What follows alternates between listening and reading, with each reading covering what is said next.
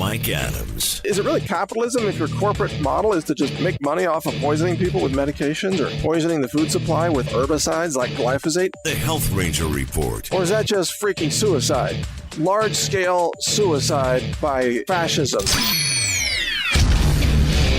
It's time for the Health Ranger Report. The Health Ranger Report. And now from naturalnews.com, here's Mike Adams. This is a breaking news update on the surveillance gate scandal that is exploding right now. Welcome. This is Mike Adams, the Health Ranger. You're listening to Health Ranger Report. Check out more breaking news updates at healthrangerreport.com. So we've got a scandal breaking now that's 10 times bigger than Watergate. Maybe more. I'm calling it Surveillance Gate. And it involves Susan Rice and Ben Rhodes and other high-level Obama officials, many of whom are probably now on track to go to prison. And here's why. I'm going to break this down for you. I've reviewed all the articles out there and tried to untangle this into some simple bullet points. So here's what happened. A year before the election, Obama, Susan Rice, Ben Rhodes, and other high-level officials all conspired to weaponize the surveillance apparatus and use it to spy on Republican candidates. So far, we know that it's Trump team members who were spied on, illegally, of course. It's a massive, we're talking about huge criminal activity here on the part of Obama administration officials. They probably also spied on other Republican candidates. We just don't know that yet. Maybe Rand Paul, maybe Jeb Bush, maybe others. Now, to do this, they did not order direct surveillance of the Trump team members or Trump himself, at least not that we're aware of yet. What they did instead is they ordered surveillance on foreign officials whom they believed Trump team members would be talking to on the phone as part of the planning for international diplomacy or transition team activities and so on. Now, the left-wing media has brainwashed Americans into thinking that presidents and their staff members and officials never talk to the Russians. That's absurd. If you're the president and you're running an administration, you have to engage in international diplomacy. Even if you think you're going to become president, you may engage in conversations with other nations. And in fact, Obama has done that, and Bush did that, and everybody has done that, including Trump and his team members. So talking to foreign nations is one of the most important jobs of a national administration. So no, talking to the Russians is not a crime. It's not conspiring with the Russians. It's called international diplomacy, and that's what the State Department does, and that's what the president does. That's one of the biggest jobs of running the nation politically. All right, so the Trump team members then targeted these international operatives, or no, let's say diplomats or officials from other nations. They targeted those people for surveillance, knowing that they would, quote, incidentally sweep up Trump team members in the surveillance. Now, according to U.S. law, when the intelligence apparatus is surveilling a foreign official, and they incidentally sweep up a U.S. person in the intelligence, the data gathering, the recording, the transcriptions, all of that, they are supposed to hide the identities of the U.S. persons. This is because of the Fourth Amendment, right? You're supposed to be safe from illegal searches and illegal surveillance unless there's a court order, a warrant, or some kind of court permission to surveil you. Then you are not supposed to be identified if you've just been incidentally swept up in some surveillance of a foreign official. But what Susan Rice did, conspiring with Ben Rhodes and President Obama and other high-level Obama officials, is they deliberately and illegally unmasked the identities of the Trump team members who were engaged in these conversations with foreign officials, which includes diplomats, of course. So this unmasking is the smoking gun crime. This is a criminal offense. We're talking 10 years in prison for this per count. And it turns out that Susan Rice had kept a detailed spreadsheet of every person's name and phone call time and date and transcript, the full text transcripts this massive spreadsheet, which perhaps contains hundreds of examples of this felony crime. So Susan Rice could literally be facing 1,000 years in prison, technically, if she's charged with each count. And it's not just Susan Rice, of course, it's other Obama officials as well. Now, this spreadsheet was then shared with President Obama, who used it to strategize how to destroy the Republicans, how to destroy Donald Trump, both before the election, to make sure Trump would lose, and then if Trump won, to also destroy him after the election and make sure that he could not govern.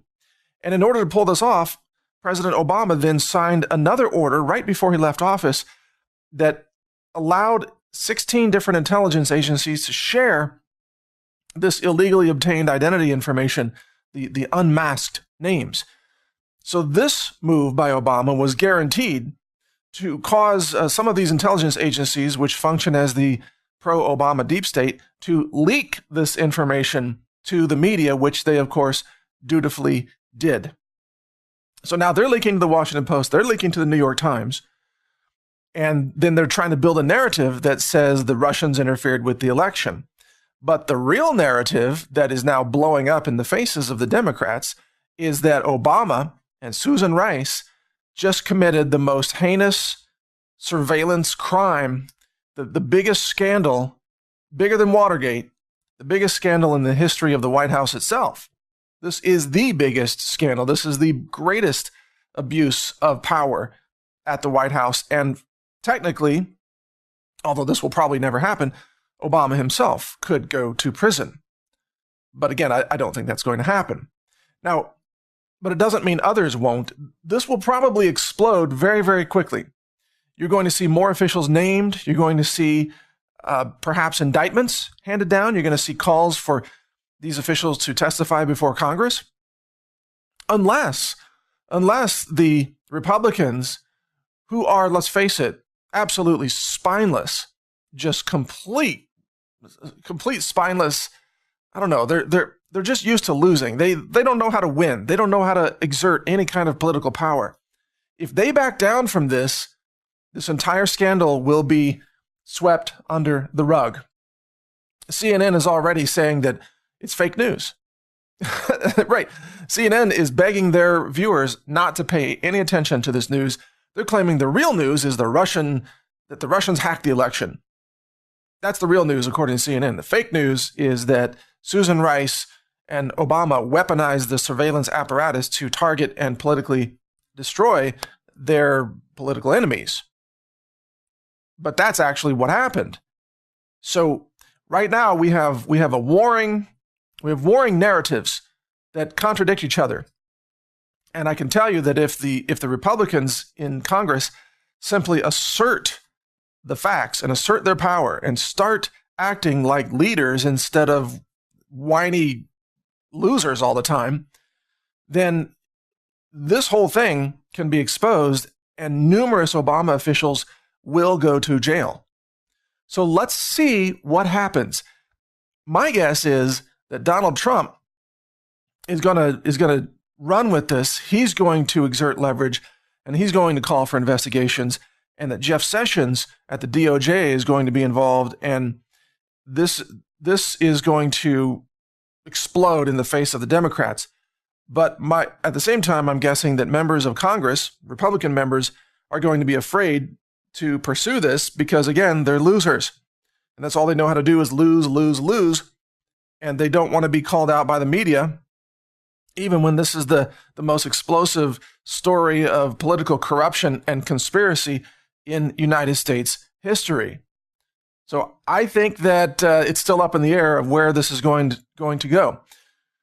But if Trump and the Republicans play their cards right, numerous Obama officials could end up going to prison, and this could demolish the left-wing media's narrative about the Russian conspiracy, and it would prove to be the biggest backfire in the history of our country.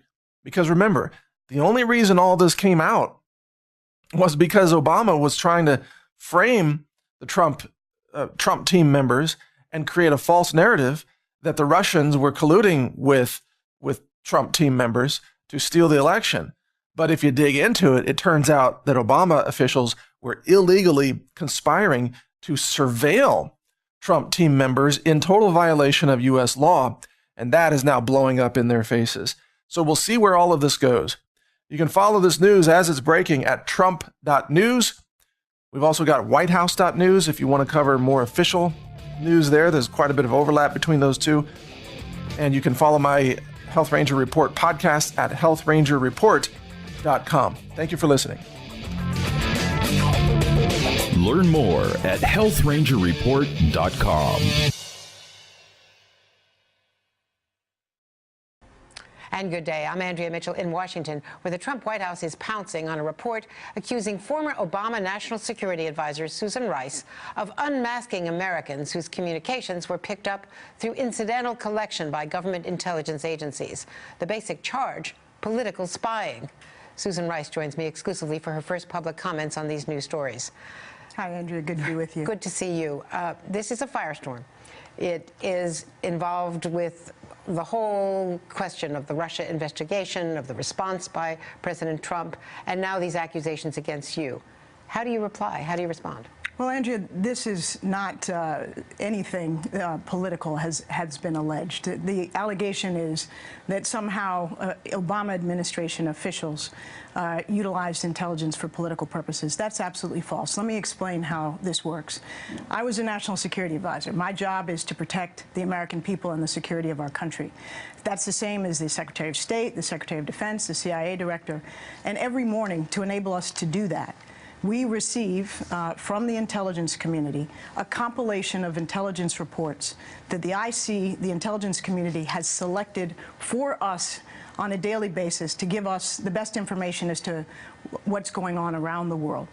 I received those reports, as did each of those other officials, and there were occasions when I would receive a report in which a U.S. person was referred to, name not provided, just U.S. person.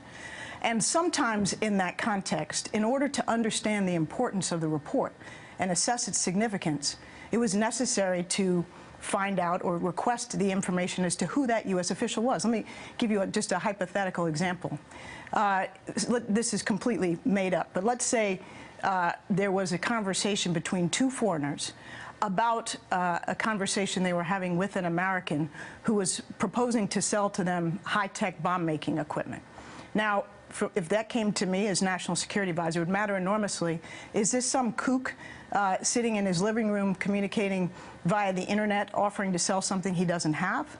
Or is this a serious person or company or entity with the ability to provide that technology, perhaps to an adversary? That would be an example of a case where knowing who the U.S. person was necessary to assess the information. So when that occurred, what I would do, or what any official would do, is to ask their briefer whether the intelligence community would go through its process, and there's a long-standing established process, to decide whether that information as to who the identity of the U.S. person was could be provided to me. So they'd take that question back, they'd put it through a process, and the intelligence community made the determination as to whether or not the identity of that American individual could be provided to me. That is what I and Secretary of State, Secretary of Defense, CIA Director, DNI would do when we receive that information. We only do it to protect the American people, to do our jobs in the national security realm. That's the only reason. Within that process and within the context of the Trump campaign, the Trump transition, did you seek the names of people involved in, to unmask the names of people involved in the Trump transition, the Trump campaign, people surrounding the president-elect? Let me be clear. In order to spy on them, in order to expose them? Absolutely not for any political purposes, to spy, expose, anything. But did you leak the name of Mike Flynn? I leaked nothing to nobody, and never have and never would. But let me explain this. First of all, Andrea, to talk about the contents of a classified report, to talk about the individuals on the foreign side who were the targets of the report itself, or any Americans who may have been collected upon incidentally, is to disclose classified information. I'm not going to do that. And those people who are putting these stories out are doing just that. I can't describe any particular report I saw. And by the way, I have no idea what reports are allegedly are being described by those who are putting out this story. I don't know what time frame they were from, I don't know the subject matter, and I don't know who they think was collected upon. The allegation is that in one case they are alleging in the Daily Caller that there was a spreadsheet that you put out of all of these names. Absolutely false. And circulated. No spreadsheet, nothing of the sort. And let me also elaborate and say that when the intelligence community would respond to a request from a senior national security official for the identity of an American, that would come back only to the person who requested it. And it would be brought back to them directly.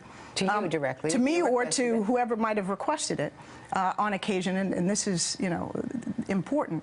It was not then typically broadly disseminated throughout the national security community or the government. So the notion that, which some people are trying to suggest, that by asking for the identity of an American person, that is the same as leaking it, is completely false. There's no equivalence between so-called unmasking and leaking. The effort to ask for the identity of an American citizen is necessary to understand the importance of an intelligence report in some instances. Now, the House Chairman, Devin Nunes, said that the incidental collection of these names that he was briefed when he came to the White House in the complex of offices that you used to lead at the National Security Council, he said that it had nothing to do with the Russia investigation. Yet now the allegation is that you were responsible for leaking the fact that Mike Flynn had talked to Ambassador Kislyak and perhaps to others. Is there any truth to that? I can't get into any specific reports. I don't know what Devin Nunes reviewed at the White House. What I can say is that there is an established process for senior national security officials to ask for the identity of U.S. persons in these reports. To get beyond that, Andrea, is to disclose classified information, and those people who are doing that are doing something very wrong. Did the pace accelerate during the transition, perhaps in early December, perhaps when the president ordered an investigation into the hacking, the Russian hacking? Did the pace of unmasking requests, of your unmasking requests, accelerate toward the end of the White House tenure? And I can't say the pace of unmasking requests would accelerate, but if you're asking were there more reports provided to senior U.S. officials after the president requested the compilation of the intelligence, which was ultimately provided in January, yes. What happened was, as the IC went about the business, the intelligence community went about the business of following up on the president's order, fulfilling the president's request for such a report, they went back and scrubbed more reports. They began to provide more such reports to American officials, including myself. And did you make more requests to find the identity of Americans who had been picked up in incidental collection? I'm not asking you the substance, which I know is classified, but were there more instances where at the tail end of the administration that you had to make, that you felt you had to make those requests to follow up on the raw data you were looking at? Andrea, I really can't be particular about the pace, because understand that over 8 years, for me and others who served, it was not uncommon. In fact, it was necessary at times to make those requests to find out the identity of U.S. officials on every topic under the sun when it seemed relevant. I don't have a particular recollection of doing that more frequently after the election, for example, than doing so before. Was there a particular focus on Russia because of the conversations with the Russian ambassador, because of the expulsion, around the time of the expulsion, December 26th, the decision to sanction Russia and expel a large number of alleged spies or diplomats? Well, Andrea, from basically August through the end of the administration, we were hearing more and more, getting more and more information about Russian interference in our electoral process. It was of grave concern to all of us in the national security team of the president and the president himself. So we took this issue very seriously. We thought it was crucial to defend the integrity of our election process and to be able to respond appropriately to what the Russians did, to understand the full extent of their involvement. So, yes, there was a pace of reporting that accelerated as the intelligence community got more and more information on that and shared it with U.S. officials. I don't recall with any precision the volume as it may have peaked or spiked at different stages, but I can say that from when this first came to light in intelligence channels to when the administration ended, we got more and more information. Was there suspicion about Michael Flynn? Andrea, I don't want to talk about any individuals. I've spent hours with Michael Flynn during the transition, as was my responsibility, to try to provide him and other members of the Trump transition team with the best possible briefings I could as to what they needed to do to hit the ground running. We had very civil and cordial interactions, and he conducted himself professionally, and I did the same. So I don't want to get into concern about any particular individuals. Again, I think that would be crossing a line. Did you know at the time that he was an unregistered agent for the Turkish government? No. When did you learn that? In the press, as everybody else did. You didn't know that when you were National Security Advisor? Is there any truth to President Trump's claim on Twitter exactly a month ago, early one Saturday morning on March 4th, that President Obama was eavesdropping on him at Trump Tower? Absolutely false. And the intelligence community, the director of the FBI, has made that very clear. There was no such collection, surveillance on Trump Tower or Trump individuals. And it's very important to understand, by that I mean directed by the White House or targeted at Trump individuals. And it's important for everybody to understand the President of the United States and people in the White House do not have the ability to order such collection. That can only come from the Justice Department through an established process. It never originates in the White House. So not only did it not occur, it didn't occur, and it couldn't have occurred directed by the White House. At the same time, the president, his associates, their names could have been bandied about by foreign officials. They could have been picked up in incidental collection. Yes, they could have. That is possible. Indeed. And you could have asked for those names of American #1, American #2, however it's identified, to be unmasked so you would know how significant it was. That's exactly right, Andrea. The fact is, whether we're talking about Russia or any other topic, if I saw an intelligence report that looked potentially significant, and by definition, if it's being provided to me, it is significant. I don't solicit reports. I only receive what the intelligence community thinks I or any other senior official needs to see. So they're giving it to me. If I read it and I think, in order for me to really understand, is this significant or not so significant, I need to understand who the U.S. person is. I can make that request. The intelligence community then process that request through their normal procedures, and if they feel they can give the answer, they will give the answer. That just comes back to me, not to anybody broadly in the national security world, and that's necessary for me to do my job. It's necessary for the Secretary of State or the Secretary of Defense or the CIA director to do their jobs. We can't be passive consumers of this information and do our jobs effectively to protect the American people. Imagine if we saw something of grave significance that involved Russia or China or anybody else interfering in our political process, and we needed to understand the significance of that. For us not to try to understand it would be dereliction of duty. What did you first think when the president tweeted that President Obama had eavesdropped on him? I was surprised. I was shocked. I think many people were. That's a very serious allegation.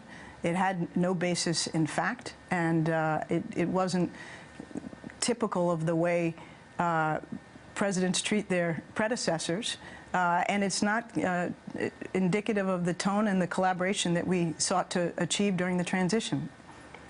There have been Republican responses now today. Senator Tom Cotton on the Hugh Hewitt show called you the typhoid Mary of the Obama White House. Your response to that? I've been called a lot of things by folks on the right that are unfair and disingenuous. This is not the first, so I'm not going to get into each individual allegation or moniker that some might apply to me. Rand Paul is suggesting that you be subpoenaed to testify. Would you be willing to? go to Capitol Hill? You know, Andrea, let's see what comes. I'm not going to, sit here and prejudge. But what I will say is that the investigations that are underway as to the Russian involvement in our electoral process are very important. They're very serious. And every American ought to have an interest in those investigations going wherever the evidence indicates they should. And I have an interest in that as an American citizen. As a former U.S. official, I would want to be helpful in that process if I could. Do you regret that the Obama White House did not decide earlier to blow the whistle on the Russians before the election? We did blow the whistle on the Russians 7th. on October 7th, and that came as soon as the intelligence community and all of its component parts, 17 agencies, came to a consensus conclusion that we took the extraordinary step of making public that the Russian government at the highest levels was involved in an effort to play in our electoral process. That information was put out to the American people in a statement from the Director of National Intelligence and the Secretary of Homeland Security. Very unusual act designed to put on notice the American people, the secretaries of our 50 states, whose responsibility it is to protect the integrity of our electoral infrastructure, and to members of Congress who had been previously briefed as well on the import of this. So we did, in fact, put that information out as early as we had that consensus view with confidence, high confidence, and that was necessary and the right thing to do. Do you know how President Obama feels about the accusation that he eavesdropped? I haven't had that conversation with him. And finally, do you think we'll ever get to the bottom of the Russian hacking? I think we have to, Andrea. This is something very, very serious. A hostile government inserted itself into our electoral process in a significant way, in doing so with biased intent, and that's the conclusion of our intelligence agencies. We also know they're meddling in elections in Europe among our close allies. It's important that the American people understand this, and it's important that we improve our defenses against this kind of effort in the future, because if we don't, we should well assume that they will continue to try to do so. Susan Rice, thank you very much. Hello, everybody, and thank you for tuning into the Liberty Report. With me today is Daniel McAdams. Daniel, good to see you. Good to see you, Dr. Paul. Good. Well, it looks like an issue in the news right now has to do with politics. Of course, this is not a political show. This is something over and above politics, but politics is certainly involved. And this has to do with the bickering going on between Republicans and Democrats, who's spying on whom and who are the guilty parties. But it's getting to be pretty raucous here on this. And this was the recent revelation by some who show that Susan Rice unmasked the Trump position, and she, though at the time was running NSA, she was the one that they are saying may well have been the one that was doing the spying. You know, Trump always said they've been spying on me. They've been spying on me. They've wired me. Well, that's an old-fashioned term, but you know, the NSA surveillance and all the surveillance that go on is so massive, and so many agencies are involved that everybody's wired. We're wired. They might even watch our show for all we know. But this looks like now that it could be a serious political matter. It may have shifted more in favor of the Republicans than the Democrats. I would think that Trump is breathing a little bit better today. Mm-hmm. At the same time, there's a lot of laws that can be looked into. They tend to not pay much attention to the ultimate law, the Fourth Amendment of the Constitution, but they have other regulations that you're supposed to follow if you're spying on everybody, who gets to see what when. And that seems to be the big issue. But it looks like that's going to continue for a while, and it looks like there will be some sorting out. But I think the atmosphere, certainly in the last 24 hours, has shifted away from the Republicans being on the defensive, and maybe it looks like they'll be more on the offensive. Yeah, and it's certainly, there's so many threads to pull from this, and there's so many important angles, I think, and a lot of it goes back, of course, to Patriot Act and to the FISA amendments of 2008, specifically the 702, which we've talked about before, which allows the NSA to listen in when an American is talking to a non-American overseas, but they mask the identity of the American to protect his identity, and is very highly classified. So the allegation is that as National Security Advisor to President Obama, Susan Rice went in and sought to get these unmasked so she could find out who's talking to who. And the allegation further says that these Trump team people, when they were talking to others, who we don't even know that they were overseas, maybe they weren't, but this was not a counterintelligence type of operation. So they weren't talking to Russians about doing spy things, you know, it was something else. These are the allegations. Once they unmasked the names, apparently according to the reporting, these names were shared throughout Obama's NSC staff, the Department of Defense, Clapper, the National Director of National Intelligence, and John Brennan, the CIA Director. So they all had all of these goodies, and then what happened next with it? And the big question is if they are guilty of what people are inferring that they may well be doing something illegal, what are the odds of them being prosecuted and suffering the consequences? And that's another question, because there was a lot of talk about Hillary having broken the laws, and with her foundation, all when she was in office and passing out favors. But I don't hear too much of that. So this is very much political, but it also reveals how devastatingly dangerous the surveillance state is, something that I've talked about for a few years, because I just don't think the government should be spying on us. But when you have an empire, and when you're in all these countries, and you have a lot of enemies, because even though we're doing good around the world, and we're the saviors of the world, there's a few people that resent it. And then you have the politics here, and there's always reasons for somebody to abuse it. But this looks like, it's out of control. The surveillance is out of control. The rules haven't really sufficed, because if somebody is in the know and they want to use it politically, they do. And then if you have the media on your side to spin the events, that is also, enters into a factor, because, if you listen to the news, of course, it's all Trump's fault, and Trump did it, and Trump is just making up these stories. But right now, I think it's revelation how dangerous the surveillance state is, and for me, that is a contradiction to living in a free society. And this is not brand new. I think my first concern was actually in the 70s, when they started, with the Bank Secrecy Act, and, they're going to keep our bank account secret. No, they're going to make sure the government knows everything you do. So that's been, 40 years ago. It's steadily expanded on that. And there's more power, and especially expansion after 9/11 with the Patriot Act and the FISA courts. And there's always the discussion of a threat, and then say, well, we'll write a rule to contain, abuse.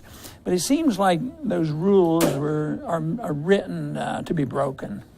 Yeah, and the other thing is the whole issue of reform. As you've pointed out many times, the whole FISA Act was in response to what was uncovered in the Church Committee hearings about the abuses of the CIA. So it was supposed to rein in the CIA, and what it did is it actually enabled them to spy on us easier.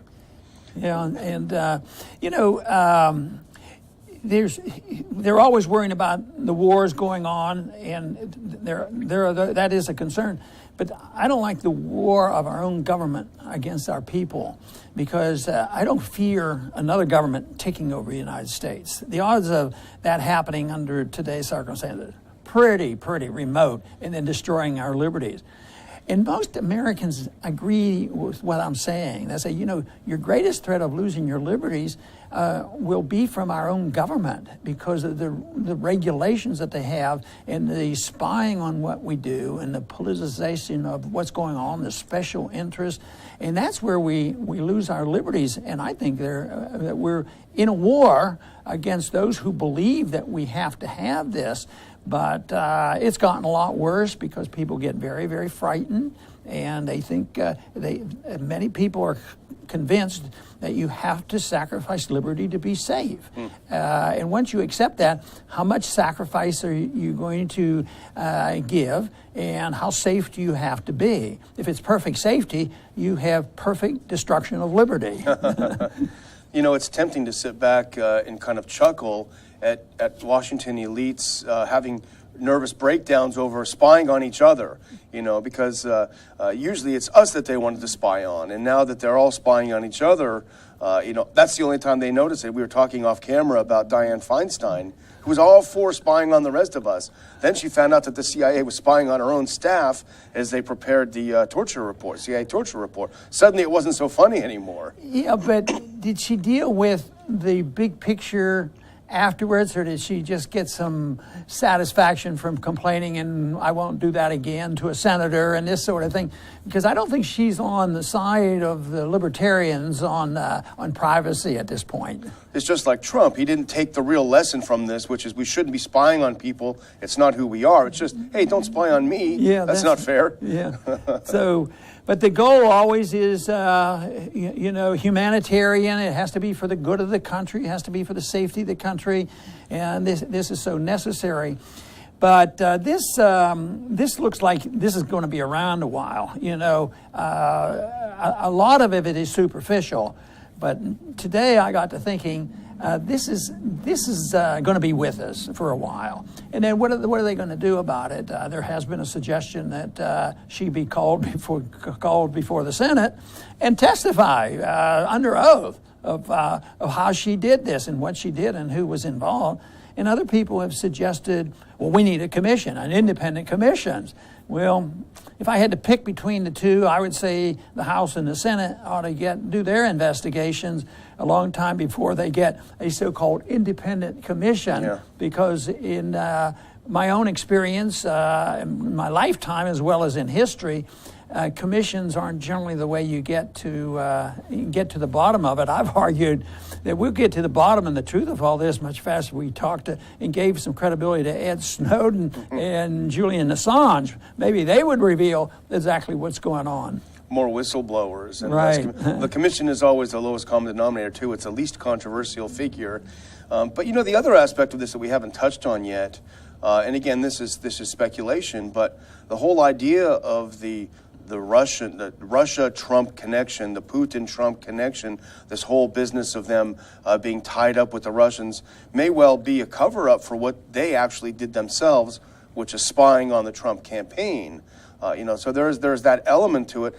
I could see, and we both read Matt Taibbi's article today about how this is, and Matt Taibbi is no friend of Putin. I mean, he's been a very strong critic of Putin, and he's saying this thing has gotten out of hand. This hysteria is so bad that if you question the hysteria, you're part of the plot. But maybe the hysteria is what they want, because like you mentioned or indicate, that if we concentrate on the hysteria of the two factions on Trump versus Putin and this sort of thing, or how did they collude, then they're missing the whole thing.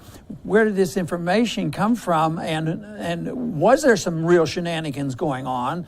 And right now, it's looking like there was some shenanigans going on because they're talking about evidence now of having big spreadsheets and looking at massive number of names. It's just, searching and searching and searching. But there's also been some reports, which may well be preliminary, that they have found nobody in the Trump organization. They found names who had conversations, but they can't find anything. They say, hey, they were talking about doing illegal things. Yeah. That hasn't been revealed yet. But I imagine they have a long way to go before you can really say that. And the other interesting thing is the reaction of the mainstream media to this. It's really ignore it. It didn't happen. I was looking at Don Lemon on CNN, who definitely carries water for one side. Tell me if you think this sounds like a legitimate news organization. We're not going to insult your intelligence by pretending the story is legitimate. But isn't there a job to sort of dig into it and see if there's anything there and maybe prove it illegitimate? I mean, so we're not going to even bring you the story. Don't worry, we're not going to bother you with it. Maybe there's a possibility that they have a political bias. Could that be possible?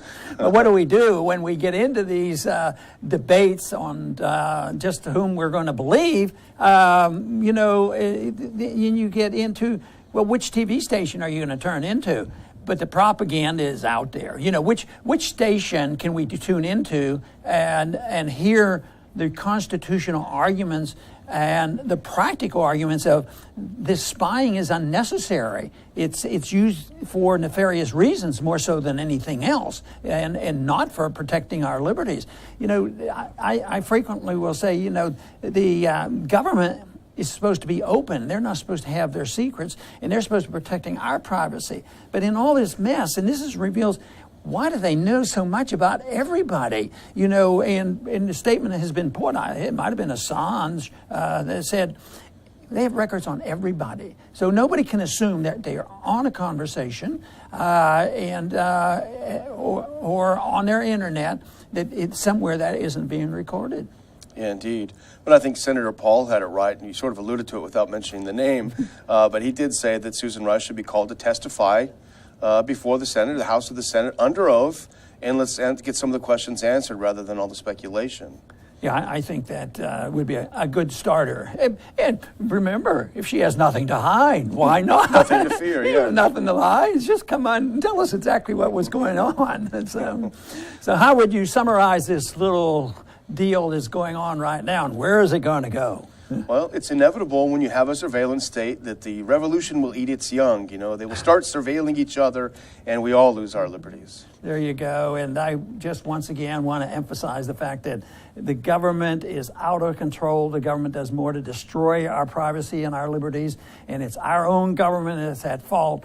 And so much of this is a consequence of our internationalism, this approach that we have an empire and we have to know what everybody's doing. We even spy on our so-called allies on what their conversations are. I cannot imagine why they put up with that. They hear about, we were listening to one of our allies, the president of their country, and they sort of put it aside because we have the biggest army and we have control of the financial empire. But that's coming to an end, and things will change, and we ought to prepare for that. It would be nice if we could state our basic principles that we should be striving for, and that is the protection of personal liberty and the understanding of how free markets work and how it's so disastrous to have a central bank that can control things by printing the money anytime they need it. That'll all come to an end, and we'll have our chance to present our case for living in a free society. I want to thank everybody for tuning in today to the Liberty Report. Please come back soon.